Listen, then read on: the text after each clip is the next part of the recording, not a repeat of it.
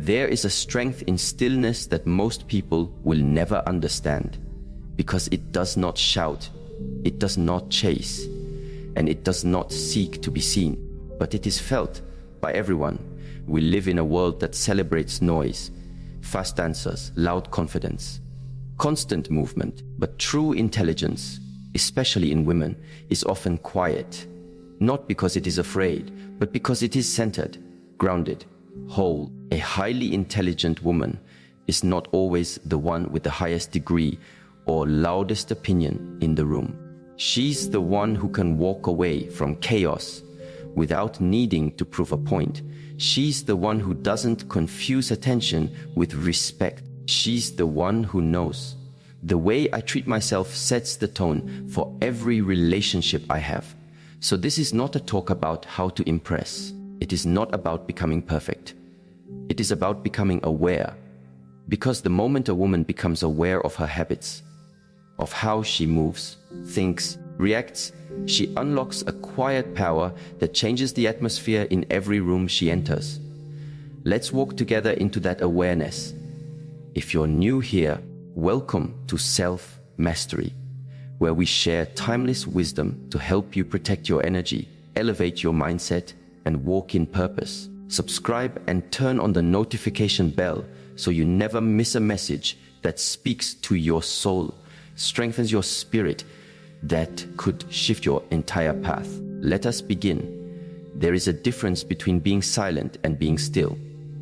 Many people remain quiet on the outside, yet their minds run like a crowded marketplace, full of noise, bargaining for approval, afraid of judgment, craving applause. But a highly intelligent woman learns something few ever do. Inner silence is not about removing sound. It is about removing conflict within. She doesn't avoid people to protect her peace. She simply doesn't allow everything to access her attention. Her mind becomes a sacred space, not open to all conversations, not exposed to every emotional weather. And this is not born of arrogance. It is the fruit of clarity, the kind of clarity that is born from repeated experiences of what happens when you trade your inner calm to solve outer chaos. She has learned through life, perhaps the hard way, that constantly engaging in arguments to prove her worth, constantly explaining her boundaries, constantly reacting to others' emotions, it doesn't bring peace. It only exhausts her. In neuroscience, there's a concept known as cognitive load. It refers to how much information your brain is processing at any given moment. Too much stimulation, whether from negative conversations, emotional conflict, or even overthinking, triggers stress hormones like cortisol. Over time, this overload weakens the prefrontal cortex, the area responsible for decision-making, self-control, and empathy. But when a woman learns to guard her inner silencer, she protects that sacred space. She gives her mind and body the space to regulate. And this simple act becomes the foundation of emotional intelligence, not just in theory, but in how she shows up in relationships. Imagine a woman who is always reacting. Her partner says something insensitive, and instantly she snaps back. Her boss overlooks her work, and she's boiling inside. Her friend forgets to call, and she takes it as rejection. Her life becomes a series of emotional roller coasters, exhausting, ungrounded, unstable. Her nervous system never feels safe. But now, imagine another woman. Her partner raises his voice. She pauses, breathes, and in that pause, she doesn't just hear his words. She sees his pain. She doesn't match his chaos. She stands in her own calm, and from that calm, she chooses a response that is wise, not reactive. This is the power of inner silence. It is not weakness, it is mastery, and it transforms how people treat you. In Eastern teachings, there is a phrase, "The wise one drinks water, but hears the ripple." It means she not only lives but listens deeply to life. She feels energy. She notices when someone's smile doesn't match their eyes. She senses what is unsaid in a conversation. Because her mind is not full of noise, she sees clearly. A woman like this becomes a mystery to others. Why? Because she is not predictable. She doesn't fight every battle. She doesn't attend every drama. She doesn't participate in every argument. And in a world addicted to reaction, her restraint becomes magnetic. People feel something different in her presence, a groundedness, a quiet knowing. And yet this silence is not just spiritual, it is practical. In the world of relationships, it is the difference between conflict that escalates and connection that deepens. There's a story of an older woman in a village who was known for resolving disputes between couples. People would go to her, expecting advice, but she would often sit in silence for long minutes, eyes closed, simply listening. When asked why she delayed speaking, she said, "I wait for the truth to rise from the silence, not the anger, not the fear, the truth." This is the kind of woman who doesn't speak from her pain. She waits until her wisdom has returned, and only then does she offer words. Science supports this.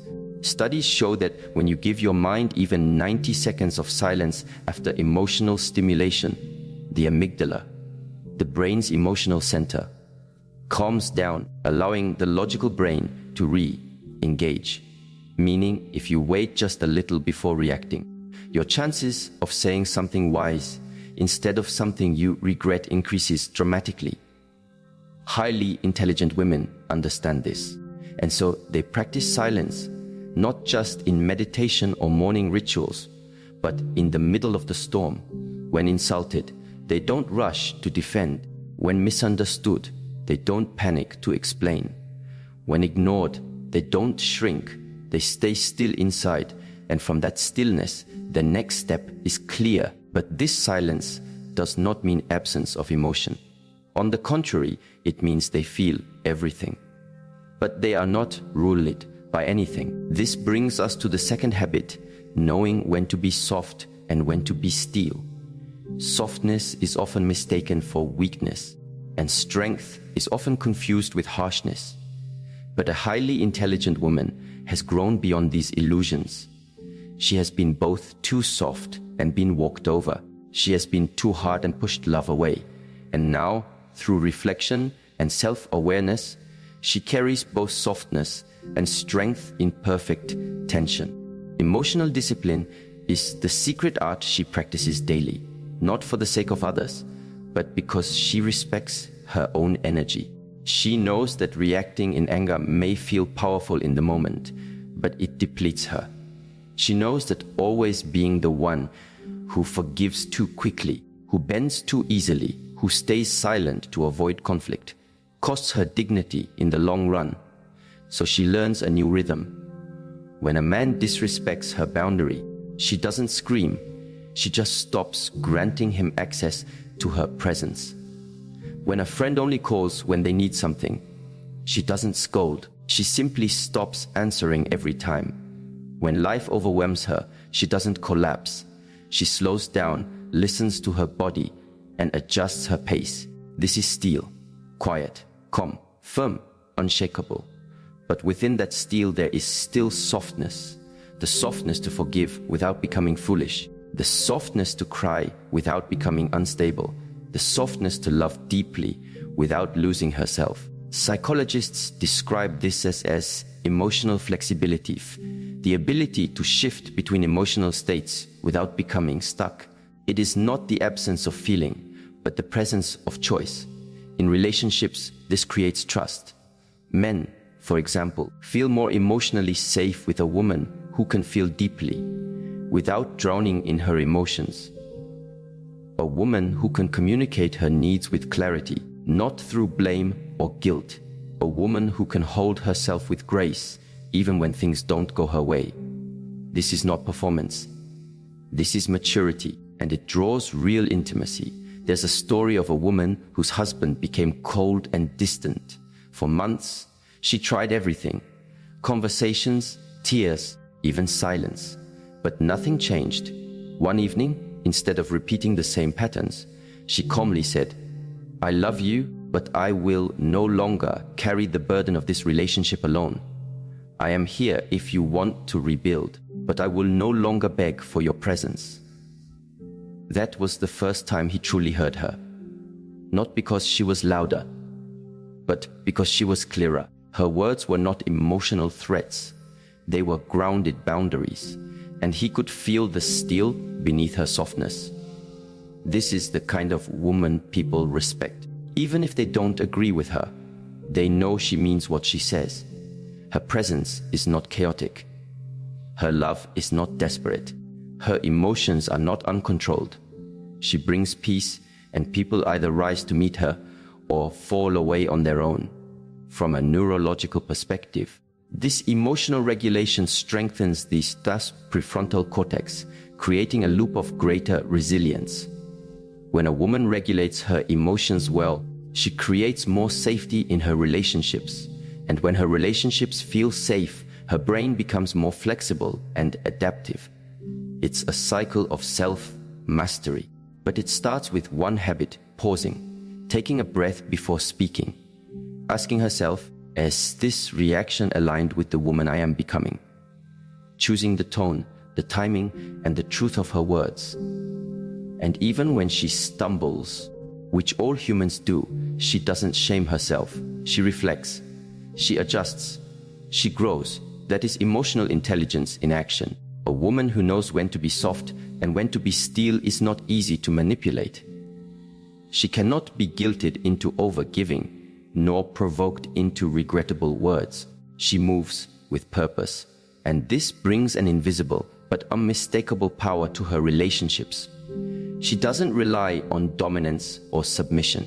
She lives in balance, and this balance of silence and discernment, of softness and strength, becomes the foundation of her leadership, her love, and her legacy. There is an invisible skill possessed by highly intelligent women that is often overlooked in a world that prioritizes how loudly someone can speak. That skill is observation. She has trained herself to notice, to listen beyond the surface, to remain grounded in awareness, even when the world rushes her to react. This habit is not born from fear, but from discipline. It is a quiet form of power, choosing to understand before being understood. A highly intelligent woman observes more than she speaks, not because she has nothing to say, but because she knows that most people listen only to respond, not to understand. And she has no desire to waste her energy in shallow conversations or surface-level connections. There's a story of a woman who walked into a new workplace. While others rushed to assert themselves, prove their worth, and mark their territory, she sat back for the first few weeks. She watched, she listened, she observed how people spoke when the manager was present versus when he wasn't. She noted who took credit, who took responsibility, and who remained silent in conflict. By the end of the month, she had built a map, not just of roles and titles, but of personalities, energy, motives, and trustworthiness. This habit of quiet observation allowed her to move with wisdom rather than anxiety. When she eventually spoke, her words carried weight, not because she was louder than others, but because her insight was rooted in presence. And presence is rare. When a woman truly sees people, not through judgment, but through clarity, she earns a level of respect that can't be demanded. Neuroscience supports this. The act of deep observation activates the mirror neuron system, a network in the brain that allows us to empathize and intuitively understand others' emotional states. When a woman trains herself to observe, not just words, but tone, posture, and energy, she sharpens her intuition. This intuition, or what some might call a woman's sixth sense, is not mystical. It is the result of attention combined with emotional literacy. Many women have shared stories of looking back and realizing they saw the red flags, but ignored them. The man who never met their eyes when apologizing. The friend whose praise always had a hint of competition. The colleague who was warm in public but dismissive in private. All the signs were there, but they were buried under the noise of business, distraction, and the desire to assume the best. But the highly intelligent woman does not rush to conclusions, nor does she rush to defend her view. She pauses. She reflects. She notices how people behave when they are angry, when they are happy, when they feel powerful, and when they feel threatened. She listens with all her senses because she understands that people reveal themselves not just in what they say, but in how they say it and in what they choose to stay silent about. In relationships, this habit becomes a form of protection and intimacy at the same time. A woman who observes is not easily fooled by charm. She sees beyond the curated image. She notices the gaps between someone's words and their actions. She watches how a man treats waiters, speaks about his ex, handles rejection, or responds to being corrected. And from these small details, she understands his character. But she also uses her observation to nurture love. She notices when her partner is quiet not because he's distant, but because he's burdened. She senses when something is off, not because he says so, but because his energy is different. And this allows her to show up in ways that create safety, because she is not guessing, she is paying attention. A wise woman once said, "I don't ask many questions. I just watch the answers present themselves." This calm awareness makes her presence magnetic. She listens in a way that makes people feel seen. She notices the small things. How someone's voice changes when they talk about their dream. How their shoulders drop when they finally feel safe. How their eyes light up when they talk about childhood. And because she sees people, people open up to her. But her observation is not passive. She uses it to guide her own behavior as well. She watches her own tone when she's tired. She observes the patterns of her own thoughts when she's feeling insecure. She becomes a student of her inner world, and this is where observation becomes transformation.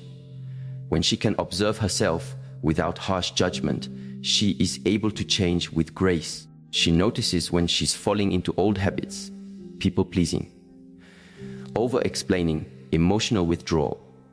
And because she sees these things clearly, she is not a slave to them. This self-awareness brings emotional freedom. It is the difference between saying, "That's just who I am," and saying, "That was who I used to be." From this grounded place of observation, another powerful habit emerges. Creation. A highly intelligent woman is not content simply consuming information, trends, opinions, or approval. She creates space for her mind. She creates time for her well-being. She creates beauty in her surroundings, peace in her relationships, and structure in her days. This creation is not always public. It may not show up on a stage or in a portfolio, but it is real. She writes in her journal. She prepares her meals with intention. She crafts her morning with care. She shapes her environment with purpose. And in doing so, she reminds herself daily, "I am the author of my life," not a passive character waiting for something to happen. There is a difference between movement and motion. One is led by clarity, the other by habit. A woman who is always scrolling, reacting, rushing, checking, she is in motion. But a woman who pauses to create, who reads to grow, writes to reflect, builds to express, that woman is in movement, intentional, directed, alive. This shift from consumption to creation changes everything in relationships. When a woman is always consuming advice, approval, opinions, she loses connection to her own wisdom. She begins to depend on others to tell her what is right, how she should feel, and who she should be. But when she creates, she reclaims that power. Her journal becomes her counselor. Her routines become her sanctuary. Her silence becomes her teacher. In romantic relationships, this habit prevents emotional dependency. She doesn't rely on her partner to provide her sense of purpose or emotional stability. She brings a full life to the table. She creates joy not waits for it. She initiates care, not demands it. And this makes her love generous, not desperate. There's a story of a woman who went through a painful breakup. Her identity had been wrapped in the relationship. She does not resist life, but she flows with it. And part of that flow is knowing when to say no, when to step back, when to protect the space that allows her to flourish. That protection is not always obvious. Sometimes it's turning off the news. Sometimes it's not engaging in family drama. Sometimes it's not giving an emotional response when someone is clearly trying to provoke one. And sometimes it's simply choosing silence instead of arguing with someone committed to misunderstanding her. There is great peace in not needing to explain everything, in trusting that what is aligned will stay and what is not will fall away. Boundaries are not built in one day. They are shaped through years of experiences, moments of heartbreak, and the quiet decision to never abandon oneself again. A woman who has been through betrayal, disappointment, and confusion eventually arrives at this sacred place. I know how it feels to be treated poorly. I won't allow it again, not from others and not from myself. And so, her life becomes simpler, not because there is no conflict, but because there is less confusion. Her yes is full of presence. Her no is full of peace. And she no longer feels the need to justify either. A woman who walks in this way transforms the atmosphere around her. People become more intentional in her presence, more respectful, not out of fear, but out of admiration. They sense that this is not someone you can have love, not someone you can give breadcrumbs to, not someone you can guilt or gaslight or gradually wear down. This woman has returned home to herself. And in doing so, she teaches others how to treat her, not through lectures, but through embodiment. If someone asks, "Why don't you allow this?" she doesn't answer with a speech. She just smiles and walks away, because her boundary is not an explanation. It is a reflection of her self-worth, and it does not require permission. There is something deeply powerful about a woman who treats herself with dignity, not only in her speech or posture, but in her daily rituals. Not the grand gestures that the world claps for, but the quiet, repetitive actions she performs when no one is watching. These small rituals, often dismissed as unimportant, are actually the architecture of her self-respect. They are the proof of how she values herself, not in theory, but in practice. A highly intelligent woman understands that confidence is not an accident. It is a result of how she speaks to herself, how she feeds herself, how she rests, moves, dresses, listens, walks, and returns to her own center. These things may seem ordinary, but they create her identity. They form the soil from which her relationships, decisions, and inner peace grow. It begins the moment she wakes. A woman in alignment doesn't reach for her phone first thing in the morning. She reaches for stillness, for intention, for presence. She understands that the first thoughts she entertains will shape the mood of her day. And so she creates a morning rhythm that reminds her who she is before the world tries to tell her who to be. It may be a few deep breaths, a warm drink, a handwritten reflection, a few silent moments by the window, not because she has to, but because she honors herself enough to begin her day with awareness. There's a story of a woman who was constantly exhausted, not just from work, but from the emotional demands of everyone around her. Children, co-workers, a partner who took more than he gave. She began to lose her sense of self. Her mood became reactive, her body always tense. One day, she was given a simple suggestion: spend 10 minutes each morning doing something just for herself, something that grounds her. At first, she resisted. That won't change anything, she thought, but she tried. Just 10 minutes, sitting quietly with a journal, no interruptions, no phone, no noise. In 3 weeks, everything changed. Not because her life got easier, but because as she became more stable, she noticed she was less reactive. She made better decisions. She felt more rooted in her conversations. That simple ritual, 10 minutes a day, became her sanctuary. What this reveals is simple. Self-respect is cumulative. You don't build it through one dramatic act of courage. You build it through daily rituals that remind you of your worth, especially in seasons where others don't see it.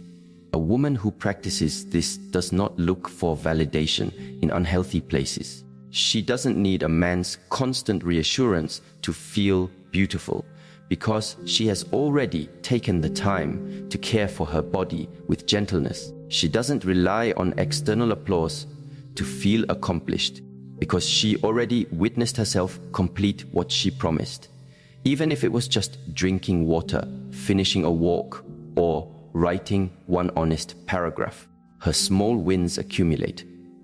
They add up, they become her quiet strength, and this strength reflects in her relationships. A woman who respects herself becomes more selective, not out of arrogance, but out of awareness.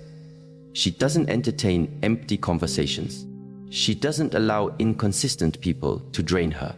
She doesn't stay in dynamics where she has to repeatedly explain why she deserves care. She's not harsh about it.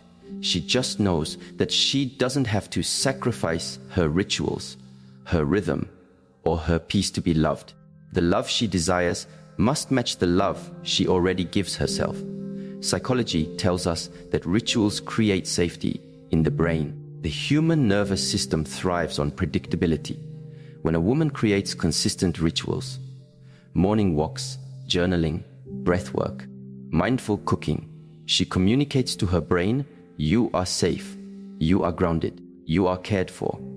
This sense of internal safety translates into how she handles external challenges. Imagine a woman in an emotionally unpredictable relationship.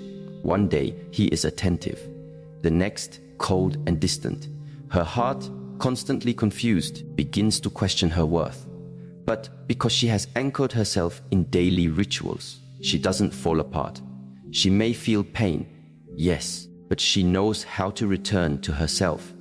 She has trained her nervous system to recognize home, not in another person, but within her own body and breath. This is not theory, it's muscle memory. A woman who nourishes herself daily builds emotional resilience. Her rituals remind her, no matter what happens out there, I have me. And that reminder is what keeps her from spiraling when the world disappoints her. There's a woman who made it a practice to light a candle every evening before bed. It sounds simple, but for her, it symbolized something sacred, that even after a chaotic day, she could return to light. That flame became a meditation, a prayer, a commitment. On nights when she was heartbroken, she still lit it. On nights when she was happy, she lit it. On nights when she felt nothing at all, she still lit it.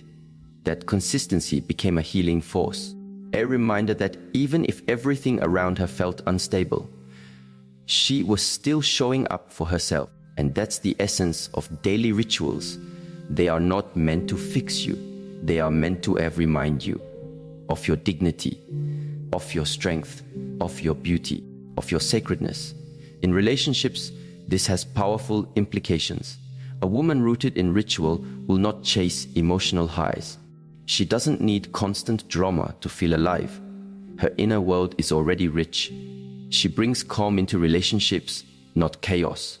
She listens better, speaks slower, responds more wisely, because she's not coming from a place of scarcity.